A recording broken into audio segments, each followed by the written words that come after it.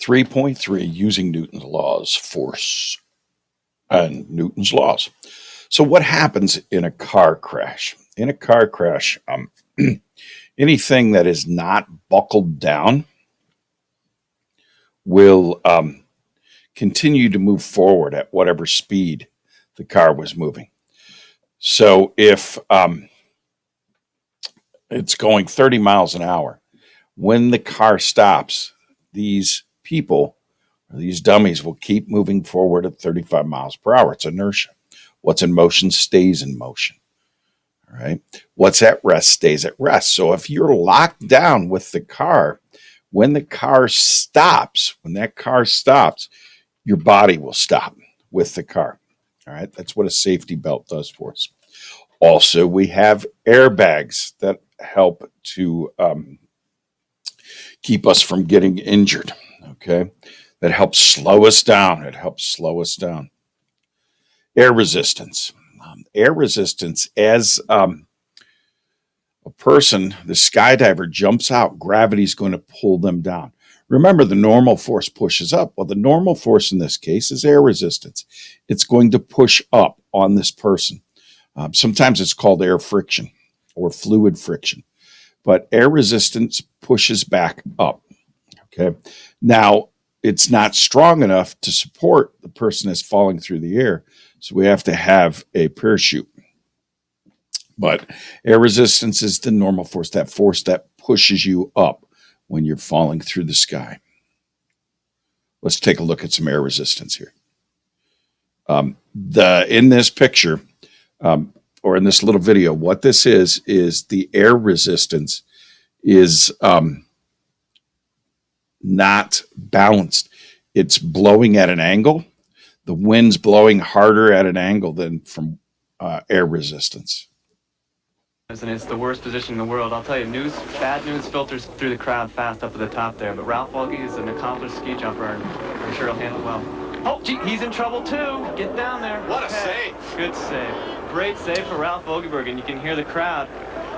Huge collective sigh. Oh, he came so close to not winding up standing at the bottom of the hill. Comes to the end. Might have been a little bit late. The skis come hard, and he's still going at him in the same position as Akamoto there, but he managed to do some pedaling with his arms and get his feet under him. I'll tell you, it's the hardest thing in the world to do at 70 miles an hour, 30 feet in the air, to land on your feet when you're in an off-balance position. Good save. What's going on here?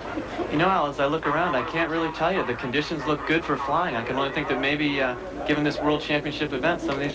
So we're taking a look at the air resistance here. We're going to keep going. These guys are trying a little bit too hard. Ulf Findheisen of East Germany, 24 years old. And he's been a good one for the East Germans. He's sitting in a good position there. Good forward move. Oh, no, he's in trouble, too. Oh, no. Face first onto this icy hill at Kulm. Ulf Findheisen of East Germany. And like a rag doll, a long slide again. Jeff, this is really starting. I'm feeling a little sick to my stomach here, Al. I can't believe this. I've never seen ski flying like this. So many falls. And again, the medical aids are out there for Ulf Findheisen. As you look at it again, I thought it was a really good forward move, but then that right ski right there abandons him, and he's out there. There's nothing he can do. He's trying to pedal a little, and now his left ski is gone, and now there's no helping him. It was a terrible fall. Ulf Findheisen now being taken off the ski flying outrun and on his way to the hospital with some terrible looking facial cuts. Somehow the ski jumpers will continue. The next one, though, perhaps the most talented ski flyer around, Matti Nykänen, the defending world champion. He won that title last year at Planica. In practice 2 days ago, Jeff, some interesting styles, at least, by Matti Nykänen. Well, I think Matti Nykänen thinks he's so much better than the field here that we saw him standing out down the in-run, checking speeds. They didn't have the same speed coming off the end. He thought there was too much speed. And then when it counted in yesterday's first round? He's pushing off. He knows he's got to go for it. But it didn't work for him yesterday. He finished in a tie for ninth. First jump of 3 today for the defending world champion, Matti Nykänen, with the Austrians leading, and that must drive him crazy. You know, he's got to have 2 jumps where he really leaves the field here, Al, if he's going to have a chance of doing this here today. He's coming down the in-run now, sitting in his good position. Hits the end pretty well. Looked like he might have moved forward a little bit with his butt, so he's not quite as clean to the air as some of his best jumps. Longest jump today, though. Yes, it is. 567 feet. Matti Nykänen showing his stuff again. Is he to be denied today? I'm not sure there, Al. He's going to have to really leave the field behind. We'll have to see what Franz Neulander here can do. Nykänen didn't like his jump, but Franz Neulander loved his in the practice round when he set the hill record. And here he is, first jump of the final round. Good, great sense of anticipation here. And I'll tell you, Al, no kid has ever impressed me more than this Franz Neulander from Austria. He's off on a good takeoff again, and he's flying it way down the hill. He's so pretty for a young skier, I can't believe it. Better than Nykänen. Better than Matti Nykänen. 571 feet. And the Austrian crowd knows it. Look at Franz. And sitting at the top of the mountain is his teammate, Andreas Felder. He has heard those echoing cheers from the bottom of the hill, the leader after the first round. And let's see what he can do. He knows the speed is right. There's good conditions on the hill. There have been some long jumps. Hits the end pretty well. Has some problems with his skis. They're floundering around on him. It's a good jump, but it's not going to win this thing. 528 feet for Andreas Felder, and now the pressure really grows because remember, you get 3 jumps. A rather nervous jump. Well, Rolf is about to have another crack at it, and as you're about to see, he has every reason to be a little nervous again.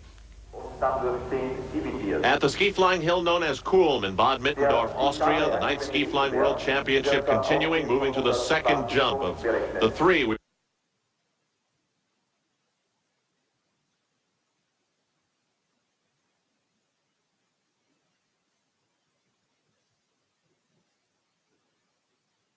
You'll see today in the final round, the ski flyers keeping their best 2 from yesterday, and likewise today. Here's Ralf Agerberg of Norway, who certainly gave us a scary moment when he almost fell before.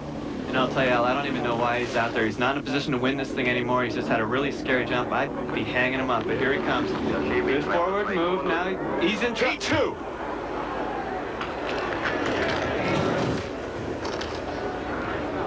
And that one he couldn't save, Al.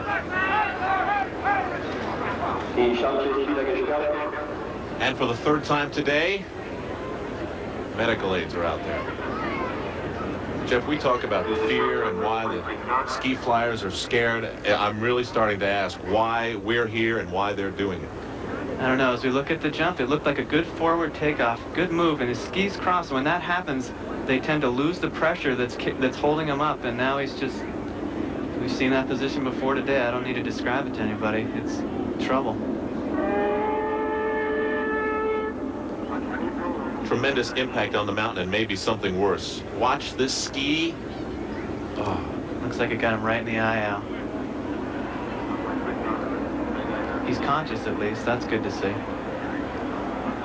So we have 3 times today seen ski flying at its worst and scariest. But what about at its best? What's happening aerodynamically, Jeff? Right here, he will explain what's going on with air resistance. Ideally, Al, ski flyers are trying to emulate an airplane wing. As the wing cuts through the air, the molecules are split. Those traveling the relatively shorter distance along the bottom become more concentrated, form a high-pressure system, and act as a cushion for the wing or ski flyer to ride on. The result is that of an overall lifting effect, and we know it works for airplanes, and if a ski flyer has the right speed and right position, it can work for a ski flyer too. Okay, let's watch this aerodynamic principle put into practice by Matti Nykänen of Finland. He needs some great jumps. He's trailing the Austrians who have been dominating throughout the weekend. Matti Nykänen, now an aviator. And now he's the best aviator out there today. He knows how to fly. It's just a matter of hitting the takeoff for him. Looks like he hit it well. He did hit it well. He's going way down the hill. It's going to be a long one. Just playing with it. Beautiful jump. That is the form of Matti Nykänen, defending world champion. 606 feet, Jeff. You can almost see him riding on that cushion of air you were talking about. He was definitely riding on. Look at that. He's happy. You don't see Matti that animated very much. He thinks that's a great jump. Playing with the crowd. Yeah, I'll say. Jeff, what about his style sets him apart from the crowd so often? Well, as you see here, he does ski a little crooked in the air with his skis off to one side. He's skied like that ever since he was a junior when he burst onto the scene in 1981, and I don't think anyone's going to tell him to change anything, especially with jumps like this. Just a great jump. You know, though, it looks like he backed out a little bit early. I think he had more in that jump if he wanted to. You can see he just kind of eased off his flight and set it down. I think that he thinks 606 feet is going to be enough to win the round and maybe even the whole world championship. Of course, this huge crowd respects Nukkinen, but they love Franz Neulentner of Austria. And right now, he looks like the leader, although we don't know which 2 of the 3 final jumps he will keep until the day is finished. But right now, he looks like the pace setter. And Al, he's such a cool competitor. He continues to amaze me at only 20 years old. Sitting well here, good forward move. He's off into the air. It's going to be another long jump. Playing with the air, just floating it down. He just took a lot of wind out of Matti Nukkinen's sails. Matti had to really win the round by a lot, but Franz was right on his tails there. Very close, Jeff. That's true. 587 feet, but Neulentner will not know if it's good enough until the day is over. Here is Andreas Felder. Well, he has been exciting for the Austrian to watch, too. And yesterday he put his last 2 together in good form. He's got to do it today. The pressure's on. He's 2 jumps. They both got to count. Hit the takeoff right on the button. He's floating it. He is flying. Holy smokes, that's gone! Even Neulentner, his teammate, has to applaud what Andreas Felder has just done. Waiting. That's close to world record, I'll tell you, Al. Yes! 627 feet. Andreas Felder has tied the world record set by Matti Nukkinen last year in Yugoslavia. Incredible, and in his home country of Austria, too. We're getting a look at it here now, Al. He's coming in, sitting in a good position. Just watch the perfect jump. There it goes, upward and outward, strongly, right to his skis beautifully. Pulls it all together, and he's just flying right there. Perfect airplane wing. High pressure on the bottom, low pressure over the top. You can see him starting to leave the hill. And where Matti Nukkinen started to back out, Andy Felder gassed it right on by. 627 feet. Tied the world record. All right. Terminal velocity. When an object falls at its maximum velocity, for example, if we drop this ball with a parachute out of the airplane, it can only travel so fast. When it gets to its top speed, falling down, it is achieved terminal velocity. Terminal velocity is the top speed an object can have as it falls towards the ground. Free fall. What free fall is if we were Newton's Dark Secrets, the movie we watched, I told you to make sure you pay attention to the Cannon experiment, that thought experiment. What happens in free fall? Gravity pulls you down. Gravity is pulling down, but you never hit the ground. You keep falling, like in the clip with the cannon, the ball, even though it's pulled by gravity, it never hits the ground. It's in free fall around the planet. So free fall is being pulled by gravity, but yet you never hit the ground. Centripetal force. Any force or acceleration in a circular movement or in a circular path is centripetal.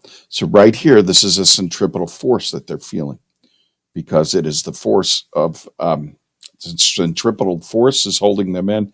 They are undergoing centripetal acceleration because they're moving around a curved path, accelerating around a curved path. Conservation of momentum.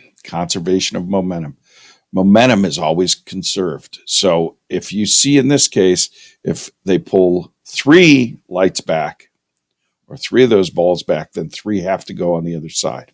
All right. Whatever the momentum starts at, it has to stay that way. So 1 on one side, 1 on the other. If I do 3, then that middle one has to keep going. All right. Conservation of momentum. Rocket propulsion. As this rocket moves forward, gas is pushed out of the back. For every action, there's an equal and opposite reaction. So the gas being pushed out of the back of the rocket makes that rocket go forward. That's it. I hope these notes help.